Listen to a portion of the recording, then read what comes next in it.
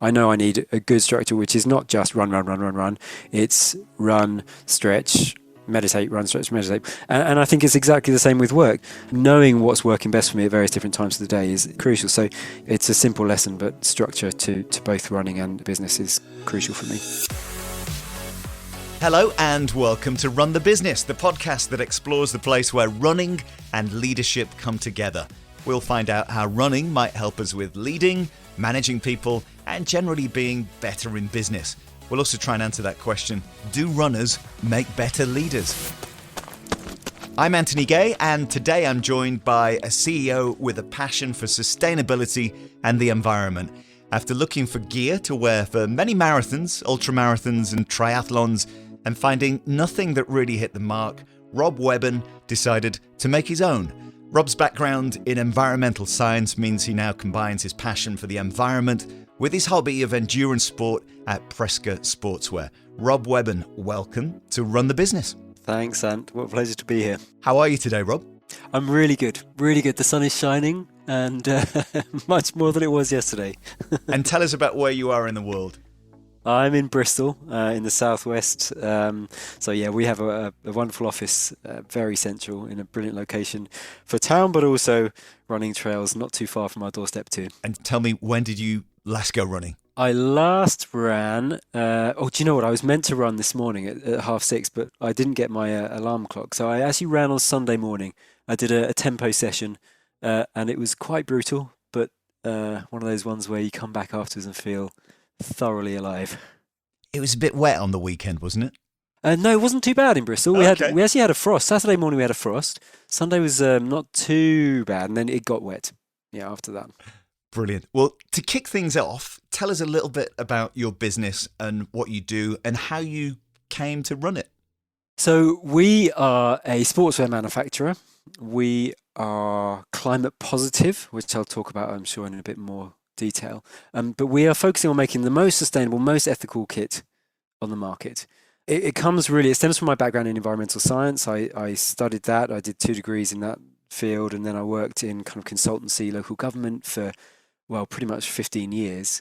Always looking at, renewable energy, marine renewables, carbon accounting, home energy efficiency, the whole kind of wide range of what we call sustainability these days. Mhm. And then at the same time, probably 2008, 2009, I really started getting into my running and then in triathlon and biking. And I was looking around at the time, just looking around at the clothing, just thinking, do you know what, it's a car crash. I knew a fair bit about, what goes into making synthetics. I knew very little about where the clothes were made because at the time, transparency just wasn't a thing. And so I just felt like, there has to be a better way. And so that was really the genesis of the business, and it was that typical entrepreneur thing, like I can do better, even though I had no experience of the clothing industry, and jumped in 2 feet, really. And what kind of impact does running and mass participation events have on the environment? I know this is a very complex subject, but can you give us a sort of sense of what that impact is, and do we underestimate it? Yeah, do you know what? That's a brilliant question. Obviously, we're in the kit world, and you go to every event, and you get handed a free T-shirt, which I have a real problem with that, if I'm totally honest. And there's so much value in, when you're going out and doing your first marathon or your first running event or your first few, there's real value in those kind of T-shirts you get, and they're real mementos. But by the time you've done quite a few of them, just being handed another one, which to be honest has cost a couple of quid from the other side of the world, that feels very wasteful to me. So from one point of view, we have this model where every event is just expected to give out stuff because that's what all events do, and that's got its own impact there. But actually, the biggest impact of event is how people get to the start line, really, and get home again afterwards. So 90% of the emissions comes from that transport of people and spectators to come and watch the event. It really varies depending on the size of the event, where people are coming from. If you get an international event like, London Marathon, then people coming literally from all over the world. So the footprint is huge. If it's a local event, 200 runners in your local trail run or something like that, then it's much, much smaller. So really, I think the key thing is really just, how can events reduce that impact? And it's really through more sustainable modes of transport to get to the line, and then just not giving away so much stuff that people, to be frank, don't really need. Makes total sense. your specific area of kit, tell me about this realization. Let's go into that a little bit more, about when you started to sort of realize that actually this stuff isn't sustainable. It could be better. How did that come about? It came about through an event that my business partner and Guy, did in 2013. It was Challenge Copenhagen, I think. It was an iron distance triathlon in Denmark, and at the time, well, and still, so you rack your bikes up the night before, and then they just bring out these thousands, literally, because there were thousands of competitors, thousands of disposable plastic covers for your bikes, and every bike would have its little cover, and then on the morning of the race they'd pick them all up and just chuck them straight away. And so we were looking at this industry going, wow, this is really, really wasteful. And then, well, let's talk about the rest of the industry, because it's not just the bike covers, it's the clothing we're wearing, and everything associated with it. So really started looking at that, and clearly, all the performance materials that we use for the sports we love are from synthetic fibers, so polyester and nylon predominantly, also elastane, which is what gives that lovely stretch in your clothing, and fundamentally they come from crude oil. Every synthetic comes from crude oil. So we were looking at, okay, well, is there a better way? And I knew Patagonia had been making fleeces from recycled plastic bottles for years. I knew there were some innovations emerging in that textile space. So it was really about, well, what does using recycled fibers do to the environmental impact? And if you use a fabric that's made from a recycled plastic bottle, for example, you reduce the energy consumption by about 50%. You reduce the water consumption to make that product by about 90%.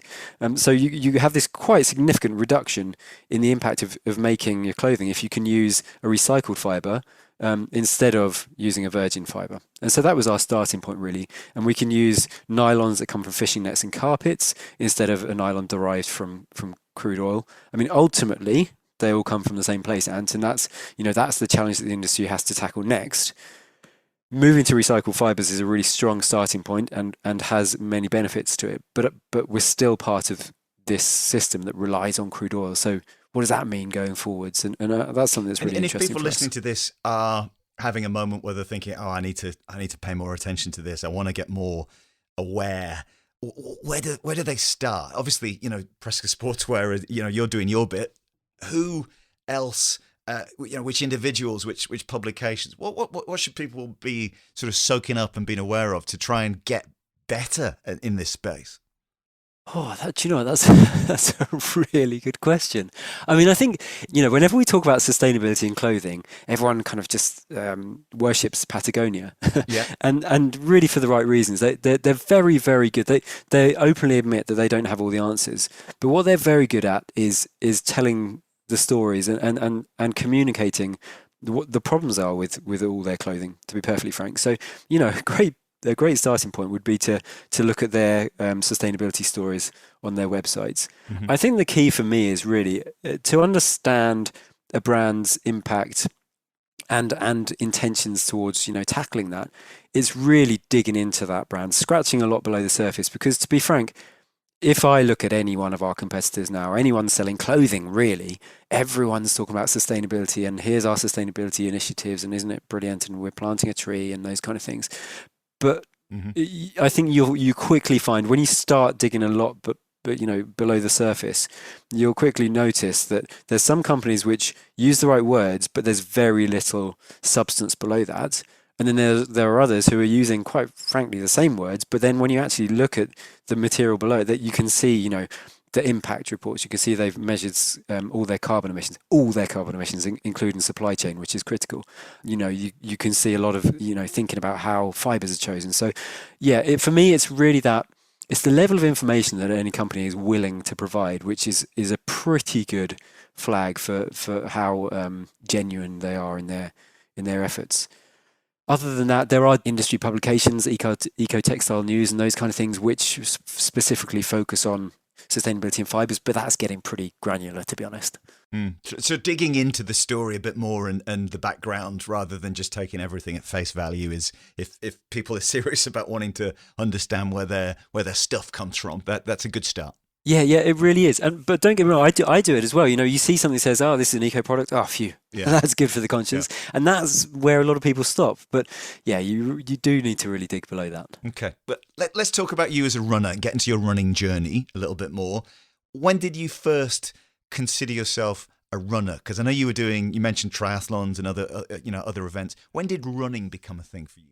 Running was the first thing for me, really. So I was the least sporty kid at school. I always wanted to be sporty. Like my kind of, my heroes in my family or people I looked up to were all really into their sports. But for me, I was a very late developer, and I had a limp till I was like 12, and I had a hernia, and I was always the shortest kid and the slowest. And so I wanted to be good at sport, but I was never that kid at school. And so really, I suppose my sporting life started probably when I was 18, 19, and I started getting into snowboarding, and I really, really got into snowboarding and kind of lived in the mountains for a while, and I absolutely loved it. And I realized, well, if I want to get better at snowboarding, I've got to be better at other things as well. Or, I've got to just generally get fitter. So I started surfing, and I got reasonably good at that. And then I suppose kind of mid to late 20s, I was living down in Plymouth. I was surfing a fair bit, and again, it's one of those sports which you have to be incredibly fit for. And so I was looking for a kind of something to complement that. And a friend of mine was part of the local running club, Plymouth Road Runners it was, that's right. And he said, "Oh, come along." And to be honest, I at the time I hated running, and I thought this is not for me, but I'll go along because it's a buddy. And so we rocked up, and I remember turning up for the first time, and they were saying, "Right, which group are you going to go in? The 2 miler, 4, 6, or 10?" I was looking at people doing a 10-mile run, thinking, "Are you crazy? You're going to go out for a 10-mile run? That's ludicrous." So I was there, I went for the 2. And I felt like, do you know what? Even that was hard enough. It was quite a hilly area around Plymouth, and I thought, bloody hell, this is quite a challenge. But I did enjoy it, and so off the back of that, you know how it is. You do 2, and then you think, oh, I could do 4, and then all 5K you run, race beckons, and then 10K, and it's one of those things that gets hold of you, doesn't it? So running was really where I went to first in terms of my serious sporting life. It was running, and then off the back of that, I think some friends signed up to London Triathlon, and I thought, oh, I'll give that a go. And then that hooked me as well. So it all came from there. And did you notice even then the benefits that you were getting from running? I mean, you mentioned you need to be fit to do surfing and snowboarding, and so and you looked at running as a means to be fitter, be healthier. Did you start to notice other benefits kind of when you got into running? Yeah, to start with, and it was just the fitness. I would go along to these runs, and I really didn't enjoy running initially, other than the social aspect. So I'd go along to the runs, meet this lovely group of people, we'd have a chat, and then I'd get to the end and feel like, oh wow, I've done 4 miles or 6 miles, and I didn't even really notice it because we had some nice chat. So it took me a little while to get to the point where I was comfortable running on my own. And when I found that place, that's when I found the additional benefits, I'd say. And I love to run on my own now. Don't get me wrong, I love running with people as well. But there's something about being in your own head, and that meditative quality of running, which you just can't replace. So yeah, I think the mental benefits came a little bit later for me. To start with, it was very much fitness focused. And this podcast is all about how running might help you in business and leadership. Thinking about your day now and your work, how does running help you be better at what you do? Well, I think it really comes down to that headspace again. Really, that's the key for me. I've got into quite a nice habit now of, I'll wake up 6-ish and I will do something, whether that is running, whether it's some yoga, even a bit of meditation. It's really all focused around how can I start the day in the best way, and running is a big part of that. Of course, I want to stay as fit as I can, and actually, I'm actually kind of really getting back into my running after a period of injury, and that's it's so satisfying. But the mental benefit of just going out and processing things in a way that isn't just sitting at your desk and staring at a computer is so invaluable. I find for me it's a really creative space as well as quite meditative. It's interesting and we kind of dig into it in a bit more detail now. You talked about running in the morning and then the rest of your day. Take us through your typical day and how you sort of balance different tasks and different challenges, because this kind of thing where running, as you said, the meditative and thought time that you have with running in the morning gives you that space to sort of scope out the day and think what's coming up. How does the rest of the day look for you, and how does running impact on that day? If I'm brutally honest, I'm still kind of playing with that. I know that I'm most effective if I've got a big chunk of work to do. I'm most effective and most focused in the morning. So I try to not really pay too much attention to emails before, say, 11, half 11. And before that, just kind of focus on, focus time. That's kind of, I suppose, set up by a good run or a good meditation. But like I say, they're pretty much one and the same thing for me. And then after that, then I think then it's more about, okay, what have I got on my to-do list that I need to tick through? And I think what I notice is when I haven't run, or when I haven't kind of done the run that I expected to, then I am less focused, I think. There's something in there about clearing out maybe some energy, nervous energy, or processing things, like I said, that lets me then sit down and say, right, I am set up and I'm ready to crack on now. And so I think that's the benefit for me. It's all about the routine. And like I say, I'm still kind of working out what works best for me and what times I need to focus on various different tasks or types of tasks. And how target-driven, goal-driven is the work that you do, and is the running that you do? Where are you aiming at the moment? Running-wise, I am, like I said earlier, I have been through quite a period of injury with plantar fasciitis, which has been on and off for some time now. I did that typical thing of setting a goal, which was too... Well, it wasn't too hard a goal, but I trained too hard. I came out of the blocks too fast and trained too much, and which just triggered plantar fasciitis. And really, for kind of a couple of years, I've been battling that. But now that has settled down a lot, and my focus now is always kind of the longer stuff. I really enjoy ultra running. I'm not particularly fast. I'd like to get a sub-3 marathon time, but that was going to take a fair bit of training. But for me, I want to be able to go out again and do 60 plus milers. So that's my goal for running. I feel like I'm finally back in that place where I can go out and do that. Work-wise, yeah, I mean it's very target driven. We're a company that relies on sales, as all companies do, and right now it's quite a challenging market. We're seeing diminishing consumer confidence for all the reasons we know about with the war and energy crisis, and the mini budget didn't massively help, I must say. And so we're kind of in a place where we're seeing a lot of companies that are running sales at a time when they wouldn't necessarily expect to.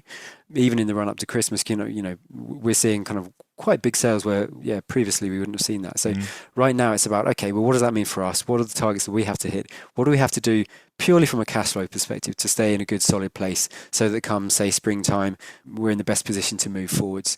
It's a bit of a funny position. It's almost around how can we kind of steady the ship and then show growth in spring, as opposed to right now grow, because we have to be realistic. That's not the situation we're in. Thinking back to the journey that you've been on with Presca, this is a great sort of forum for sharing lessons, and I love kind of hearing things that people have picked up along the journey. Is there anything, when you look back at kind of when you first set Presca up and where you are now, are there any lessons that you could kind of share with us? Anything that if you were to do it again, you maybe might do it a little differently? So our two biggest challenges have been supply chain.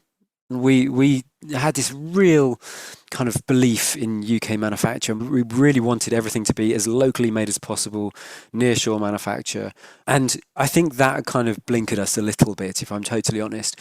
There are some amazing manufacturers in the UK, but to be perfectly frank, there are also some that aren't brilliant. And we got rid of a lot of that skill set in the kind of 70s, 80s. We offshored that textile industry.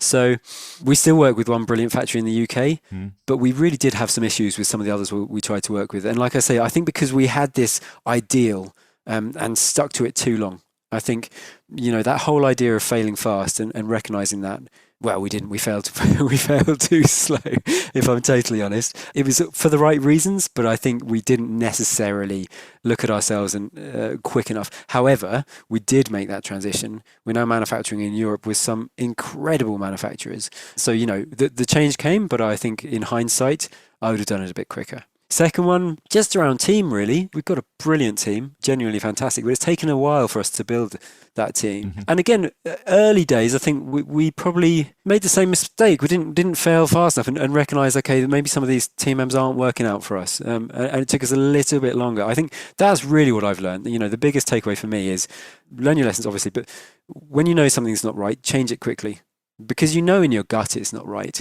But early days in business, this is the first time I've run a company. I didn't know what I'm doing. Some might say I still don't, Ant, but I feel like I've learned an awful lot. And really, it took me a while to understand how important that is. When your gut says this isn't right, just to say, okay, fine, we've got to change it. And those aren't always comfortable discussions or decisions to make. In fact, the right decisions are rarely comfortable to make. But if you know it's the right decision, then you have to do it as quick as you can, really. And that gut feeling is the sum of all your experience, isn't it? It's all that knowledge and wisdom that you've got. And it's just, people talk about this gut feeling, but it's all that stuff that that is just finding a way to come out, isn't it? And help you and guide you. Yeah, exactly. Do you know, I'm really interested in kind of physiology, and the one thing I've been listening to quite a lot at the moment is about gut health. And I didn't realize we have this huge center of nerves in our gut. We have kind of our head brain, and we have our gut brain as well. And whilst it's not a conscious brain like we have up top, it's very intuitive. And like you say, when something doesn't feel right down in our stomachs, that's because, like you say, we have that experience. And the fact that we're sitting there in a position of stress and discomfort is because everything that we're doing is going against what we know to be right. So yeah, you have to tune into that and be very aware that sometimes those sensations down in your tummy, they're the ones you need to pay attention to. And it's the same thing, isn't it, with running as well, when things aren't quite going right, or you start to get a little niggle or something, it's worth listening to that and just checking that it's not something more serious than just a niggle, because our body has all sorts of ways to send us messages and tell us. We just got to be aware, haven't we, and listen to these things. Yeah, you're so right, and that was my problem with the plantar fasciitis. So I was running with a coach he was an amazing coach, but he was really pushing me, and I can remember I had kind of a 18 miler where the last 3 miles my calves suddenly really tightened up, and I was thinking, well, this is unusual. You know that feeling when you run a bit further than you're used to, and your body says, oh well, hold on a minute, and it starts to put the brakes on a bit. Yeah, I've had that plenty, and I know that feeling, but this was a real tightening of the calves, and I thought, oh, that doesn't feel right. And then I had strides the next day, sprinting essentially, which I did, and my calves were really not in a good place at all by then. And then the next day I had another. It was just a gentle kind of 8 miler or something like that. And foolishly, I went for it. But halfway through that run, my legs just said, no, I can't do anymore. And I think, I knew actually after the first run, the 18 miler, that I really shouldn't have done the rest of that week's training. But because I had a plan and because I had a coach who was, pushing me on, I cracked on. But had I stopped after that first run and thought, well, no, I'm going to give it a couple of weeks off or a week, then I think I probably wouldn't have gone through what I then went through. So, yeah, that intuition is key. That's a great nugget there, and we've talked about gut feeling and also listening to your body and being aware of those messages. So a definite takeaway there. What sort of leader? You mentioned your role as leader in the business, as CEO in the business. What sort of leader are you? What's your style, Rob? How would you describe yourself? I'd say very collaborative. I'm certainly not a kind of alpha male, stick my chest out, you must do what I say type of person. I suppose I have very defined ideas about how I want the company to move forward, certainly from a kind of sustainability point of view. But I'm also very, very happy to be told that I'm wrong and to be challenged constructively, of course. I think I mentioned the team earlier, and really that's critical for me. I know that there's an awful lot of things that I can't do or can't do well. And really I rely on having brilliant people around me to do that. And so if someone is saying to me, well, hold on a minute, maybe we shouldn't take this approach, then I'm very, very willing and keen to hear that and to learn from it. So yeah, I would say collaborative. I care a lot about these guys, which makes it difficult sometimes to have some of those difficult conversations, or when we're going through challenging times to make tough decisions. But I do, they are like friends and family as well as colleagues as well. So yeah, I would say collaborative and caring sums me up. And I assume the people that you work with are also into fitness and health, and so there's a shared set of values there across the business, as well as sustainability and the environmental work you do, I guess. Yeah, absolutely. I mean, to a person, we all run or bike at various levels. I mean, Guy, my business partner, he does a lot of Ironmans, and he's excellent athlete. And Lily, she's running marathons, as am I, and ultras, and so we have a bunch of us who are all into our sports, and all, like I say, also kind of driven by that sustainability thread as well. So I think values aligned is critical when building that team as well. Do you find it harder to meet and hire good people these days than maybe 5-10 years ago? Do you think this sort of period that we've been through, and we all kind of have heard about the Great Resignation and the challenges of COVID, but do you think it's tougher to find those people today than it's ever been? No is the answer. I suspect it's because we're very values driven, very purpose led. So we still get a lot of people reaching out to us to say, hey, can I get involved? Can I do some volunteering? Do you have any projects I can help you working on? Do you have any jobs?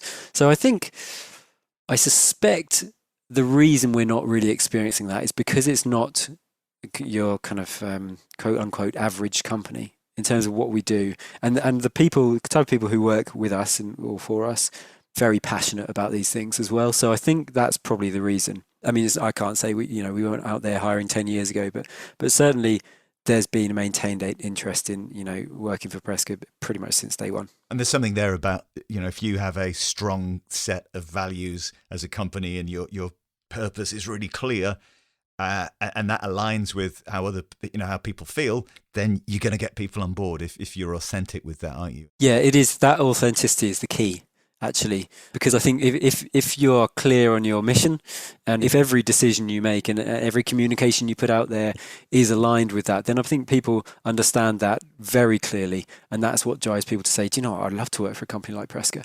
So yeah, it is all about the authenticity. Thinking about running, Rob, I kind of want you to consider a run from your life that sticks out in your mind as a special time out running somewhere in the world. Is there anything that, as I ask this question, that jumps to mind, a run that you kind of cherish in your mind? Yeah, London Marathon 2009. That was the first marathon I'd done. I mean, the marathon is just wild. It's the most incredible atmosphere.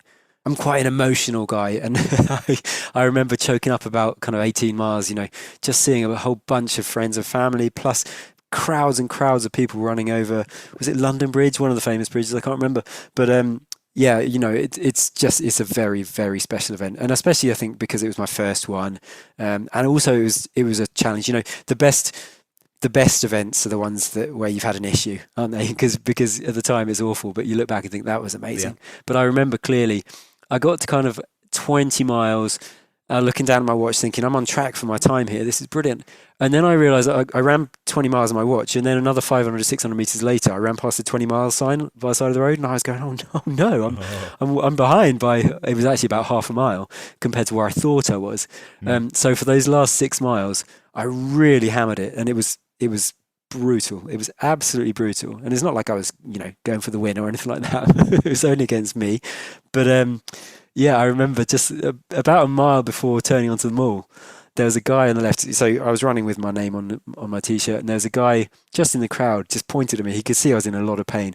He pointed at me and he went, "You got this, Rob." I mean, I didn't know who he was from Adam, but honestly, that kind of feeling of, wow, people are out here to support you makes me feel even emotional just to this day. It was such a brilliant event. We talk about this on the podcast a lot, about the spirit that you get from running from the big events, or even doing park run, and that camaraderie and the energy that it gives you. And yeah, we kind of talk about how, isn't it great when we can transfer some of that into our work, into our jobs? How can we kind of tap into that? And as leaders and people running businesses, how can we create? And obviously you can't replicate that moment on the mile, and I can see that in my head, and I can see how that would energize you, but just tap into some of that to help our people raise their game and feel connected to what we're doing. Yeah, and we mentioned values-driven business and the team pulling together. It's so important to try and get that spirit, that camaraderie where we can, isn't it? It really is. And I think one thing that, it's a fairly simple thing, but is running with others. So, in Bristol, there's so many running clubs and so many, after work groups that every day of the week you can go out and run with others. So whether that's, you and your team going out, or if it's, a networking thing, or just meeting like-minded folks, going and running with other people and chatting, and you're probably doing, a couple of minutes slower pace than you would on a hard training run. But that value in exercising together, you get to the end of a decent run and you all feel great, and it certainly helps conversation flow. It helps you feel connected. It's such a valuable sport. It really is. Do you have any examples where running or a run has given you a lesson in something that you've transferred into work or transferred somewhere else in life? Is there anything that springs to mind? I can't think of one specific thing, but regularly I'll be out running, and like I said, I like to run on my own, and I find that after I seem to have kind of a 6 or 7 mile kind of period where my head's buzzing and just thoughts are firing off, and then I enter this state of flow, probably I guess you'd call it, where everything is much calmer in my head. But when I'm in that space, I do find that I get a lot of creative kind of impulses, and I do find that some of the thoughts, which tend to be more around, I suppose, the marketing or kind of communication side of the company, they come then. So, I might think of, that would be a brilliant idea for a video, to promote our latest range or those kind of things. And there's something, there's so many times that I've come back from a run, or even during a run, I've stopped and had to message the team and said, guys, what about this? We need to think about this. So I can't think of one specific event, but it happens a lot. And how about any parallels between the way you approach your running and the way you approach your work? Is there anything you've ever seen there? I think I talked about it earlier, just that structure really. Historically, I was not a structured person at all, quite chaotic. And in some ways I probably still am. But, having that structure of training, for me, I know that I can't just go out and train every single day. I think that's why I liked triathlon so much. Switching up between different sports gave the different muscle groups time to relax and recover. If I'm training just for running, then I know I need a good structure, which is not just run. It's run, stretch, meditate, run, stretch, meditate, perhaps. And I think it's exactly the same with work. To be at my best, well, I know I need to look after myself first and foremost. Fundamentally, if I'm not in a good place, both body and head, then I can't be in the best place for the company. But having that structure around, well, here's what I will do with the first 2-3 hours of my day, and then I will focus on X, Y, Z. Knowing what's working best for me at various different times of the day is crucial. So it's a simple lesson, but structure to both running and business is crucial for me. Who inspires you in leadership? And I also kind of wanted to mention sustainability and the environment. Who is it that is driving your passion for this space? The obvious answer is Yvon Chouinard who set up Patagonia. I don't know if you saw recently, but they essentially donated the company to a trust. So all the profits will go to protecting nature, which I think is just a wonderful idea and so forward thinking. So, that's the simple answer. What I do, I kind of every Friday, I'll chat to amazing people working in sustainability. So we'll have, a 15-20 minute chat, really, really quick fire. But I found so many positive conversations out of that. And there's a guy called Temi Latif who runs Black Riders Association and a charity called My Choice. And he's a young guy. He 2-3 years ago decided to cycle to Lagos in Nigeria. He'd never really ridden a bike before, and he just thought, you know what, I want to do this. I want to raise some funds for some people doing good work in Nigeria.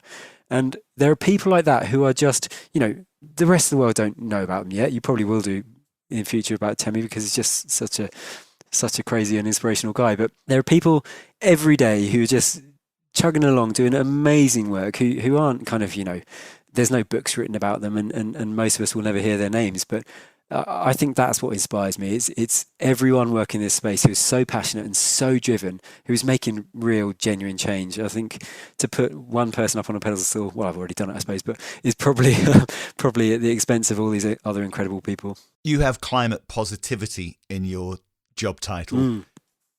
How do you feel about the future? How do you feel about where we're going? Are we going to get there? Are we going to do what we need to do as a race? And I know that's a big question, but I've got to ask you, because I was curious at the fact that you are climate positivity, I'm thinking you must be somebody who is a glasses half full kind of guy. We can do this. Yeah, do you know what? We absolutely can. And we already have all the tools to do it. I think the frustration for me is just around the lack of urgency. I think we've just seen COP27 go, and if anything, they watered down some of the words. COP27, sorry, if you don't know, is this kind of big conference on climate change. And so all the global leaders meet and talk about how we're going to tackle this urgent problem. And it is, genuinely, it is an urgent existential problem, and people don't want to hear that. And but the scale of the challenge is so huge. I am optimistic. We can do it. We can easily do it if we put the resources into it. The challenge is how we get people at the right level to recognize, wow, this is something that we need to urgently tackle now. Will we as a race make it? Of course. Humans are so incredibly resilient. I think that's not the question for me. It's how many people will be really terribly affected by it.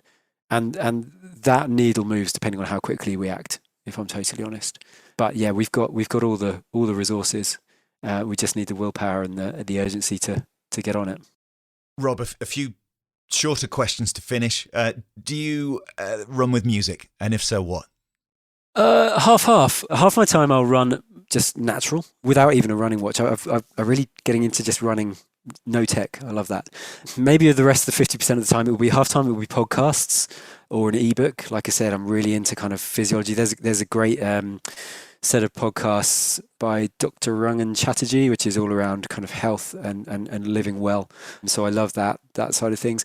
If it's music, it will probably something with quite a big heavy beat. I quite enjoy, like something like a dubstep, maybe one of the old Prodigy albums, something like that, because there's something in that with, a loud heavy beat going to drive you on. Well, Bristol has a pretty epic music scene, doesn't it? Over the years, some great bands in that space have come out of Bristol. Absolutely.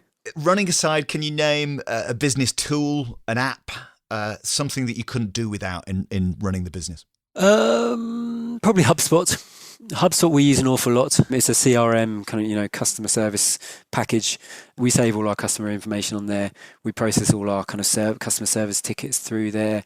Sales for our customer side of the business. So we do our own brand clothing, but we also do custom clothing for clubs and corporates, charities, that kind of thing. And that all gets processed through there. So it's one of those. There's probably a small handful of apps that are really critical to us, and that's certainly one of them. And business aside, can you name your favourite bit of running kit or accessory? And you obviously can't mention, you can't choose Presca Sportswear on this one, but something that is essential to you going out and doing your thing. Yeah, I'd probably say hydration pack, hydration vest. Whether that's Camelback or Salomon makes some brilliant ones now, or there's so many good ones. Innovate. Like I said, I like to run long, so being able to go out there with everything you need on your back for 30 miles plus is crucial. And what's in store for Presca in 2023? What does the next year look like for you? It's super exciting actually. So we're just looking at a crowdfund campaign which will probably launch springtime. So really it's about how can we work with our incredible community, and it's been growing brilliantly, and one of our benefits is we have a very, very engaged community, which again I think comes down to that authenticity. So how can we bring them into the fold to really help us push the business forward? So I think that's kind of where the focus is, and it's really exciting. Other than that, it's just about continuing to push in against, like I said earlier, some pretty considerable headwinds, but then emerging kind of springtime in a stronger and better place to really be able to capitalize. Final question, Rob. What advice would you give to anybody listening to this who's in business, in a leadership role, and they're thinking about getting more active and specifically taking up running? Oh, what advice? Do it. I think you can't be in your best place unless you're looking after your body. And running is just one of the most wonderful sports. It's free, it's easy, it's right on your doorstep. You can do it in 10 minutes or you can do it in hours and hours and hours. And really, I think to have that as a tool in your armory for looking after yourself it's mind-blowing. I think it's a great point to leave it there, Rob. Thank you so much for your time. Best of luck with everything at Presca Sportswear and the work that you're doing. It's awesome. And here's to a positive 12 months coming up. Thanks, Anne. Pleasure to talk to you. Thanks to Rob Webbon, today's guest on Run the Business. And I'll be totally honest, I hadn't really considered sustainability in my running, probably until at some point in the last 6 months when I started thinking about this podcast and the actual business of running. That's when I started to realize truly how big it is. And that conversation with Rob was a real eye-opener, and I'm grateful to him for how openly and honestly he shared the challenges he's facing and the journey he's been on. It's worthwhile work. Rob's breaking new ground, and it's not easy, is it? But it's stuff that absolutely needs to be done. I really liked hearing how Rob's entry point into running for fitness set him up for other things that he did. He mentioned surfing and triathlons, but the bigger benefits for him came a little bit further down the line. The meditative qualities of running, Rob also highlighted. He described how for him there isn't much difference between a run and a meditation, but think about the added benefits that come with running as well. I like Rob's thoughts on structure in running and business and making sure he looks after himself. You've got to look after yourself before you can take proper care of those around you, your people in your business. It's like that message that you get on an aeroplane before it takes off. Put the oxygen mask on yourself first before helping others. These days, sustainability is, or should be, threaded through our businesses, our running, and our personal lives. And as we head into a new year, what's your practical approach to that? It's worth giving it some thought. Company visions can be useful, as can personal missions, but it's what you do day to day, isn't it, that counts? And think about that as you finish this podcast.